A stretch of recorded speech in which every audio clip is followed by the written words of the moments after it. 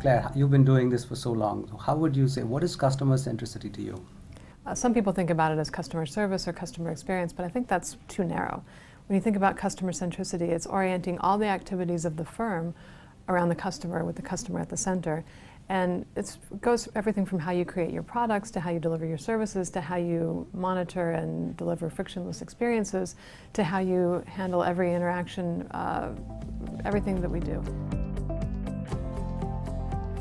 What do you think makes a strong leader in customer centricity, and why is that important? For us to have a credible conversation in this, we all have to go out there and start actually talking to customers. It's something that I personally like doing, and I do this fairly frequently. And then we got people to record that and come back and talk about that particular customer experience that they had with photographs and kind of personalize it a little bit. And make it come to life. And bring it to life, and got people to start thinking about, the challenges that our customers faced and so on.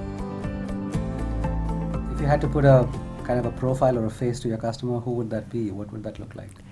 When we think about our customers, they are people who are trying to solve for one of three human needs. These are universal. So they're either trying to have better health outcomes for themselves, or they're trying to save for their education for their children, or they're trying to achieve a level of prosperity that they deem appropriate and relevant in their lives. And when we look at their faces vary all around the world, but everywhere we're helping them solve for one of those core human needs. Obviously, our customers are primarily at the lower half of the pyramid. One of the things that we've learned is that there is a pyramid within the pyramid, and there's a huge amount of segmentation. At the lowest end of it is clearly someone who's extraordinarily poor and needs a lot of support from the state. But as we move up across the rungs, we find large numbers of people who are actually willing to take responsibility for their lives and move up. And they're both on the consumer needs as well as on their enterprise needs.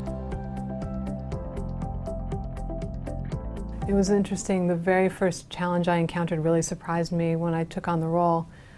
People felt they were already customer-centric. And so they said, well, why do we need to do this? We're already there. We're fine. We have tons of customers and we treat them well. But that wasn't necessarily true. And so convincing them of that and creating the shared vision of what good looks like, we were really trying to get them to think about the myth of insurance, that it has to be sold, not bought, and transform that into a product or an offer that's so attractive, or an experience that's so compelling that it could be bought, not sold.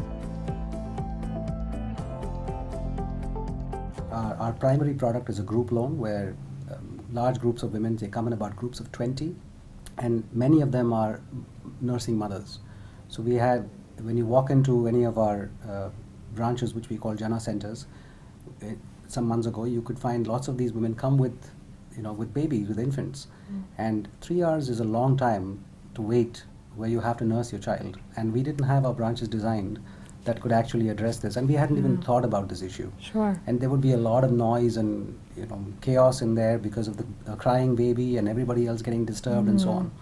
So as part of our customer experience program, in fact a partnership with CGAP that we were doing, we went and asked some of our members of our teams who actually worked on the ground facing customers to say, come up with your own ideas. And one of them was from this woman who worked in one of these branches, who said, you know what, I have a simple idea. Just a string and a screen, which is a little nursing area that we can have for mothers to go in and feed and nurse their children. And that has been an off-the-charts hit. Huge impact. It's made such a big difference to the customers, to everybody else who are waiting there, and to our staff in the centers. So it's just an example of, if we can listen carefully, there are so many ideas like this.